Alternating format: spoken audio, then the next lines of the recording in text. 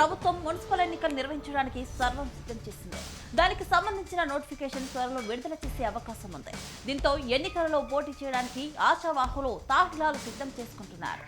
ఎన్నికల బరిలో పోటీ చేయడానికి ఎవరు అర్హులు, ఎలాంటి నియమ నిబంధనలు ఉంటాయి, స్వతంత్ర అభ్యర్థులకు ఉండాల్సిన అర్హతలు, పార్టీ తరపున పోటీ చేసే వారికి కావాల్సిన ధ్రువపత్రాలు ఏంటి అనేది ఇప్పుడు చూద్దాం. ఏదైనా రాజకీయ పార్టీ తరపున పోటీ చేసే అభ్యర్థులకు సంబంధిత పార్టీకి చెందిన బి ఫామ్ కలిగి ఉండాలి. సదరు అభ్యర్థిని ఒక్క ఓటరు బలపరచాల్సి ఉంటుంది. ఏ పార్టీ తరపున పోటీ చేస్తాడో ఆ పార్టీ సంబంధించిన గుర్తునే ఎన్నికలలో ఆ అభ్యర్థికి కేటాయిస్తారు. ఉదాహరణకు కాంగ్రెస్ తరపున పోటీ చేస్తే హస్తం గుర్తు, బీఆర్ఎస్ నుంచి అయితే కారు గుర్తు, బీజేపీ నుంచి అయితే కమలం పువ్వు గుర్తుతో ప్రచారం చేయాల్సి ఉంటుంది. పార్టీ తరపున పోటీ చేస్తున్న అభ్యర్థులు నామినేషన్ దాఖలు చేసే సమయంలో కేవలం నామినేషన్ ఫారంతో పాటు అఫిడవిట్ ఉండాలి. ఇక ఆ అభ్యర్థి భారత పౌరుడి అయి 21 సంవత్సరాల వయసు నుండి ఉండాలి. ఇక సంబంధిత మున్సిపాలిటీ పరిధిలోని ఏదైనా వార్డులో ఓటరుగా పేరు ఉండాలి.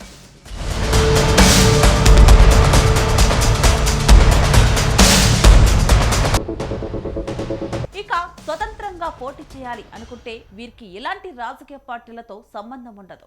వీరు పోటీ చేస్తున్న వార్డులలో వీరిని బలపరచడానికి 10 మంది ఓటర్లు ప్రపోజర్లుగా సంతకం చేయాలి.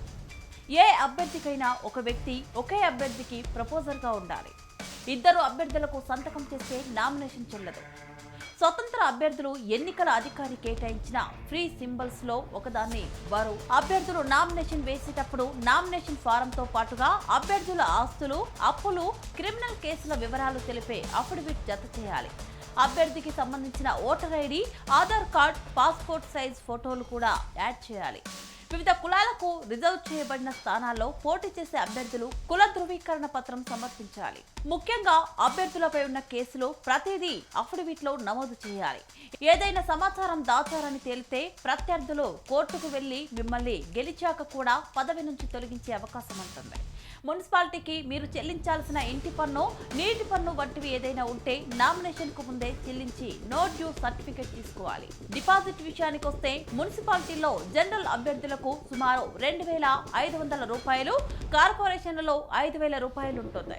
ఇక ఎస్సీ, ఎస్టీ, బీసీలకు జనరల్ అభ్యర్థుల డిపాజిట్ లో సగం రాయితీ ఉంటుంది. ఎన్నికలలో పోటీ చేసిన అభ్యర్థులు చేసే ఖర్చుపై అధికారుల నిఘా ఉంటుంది.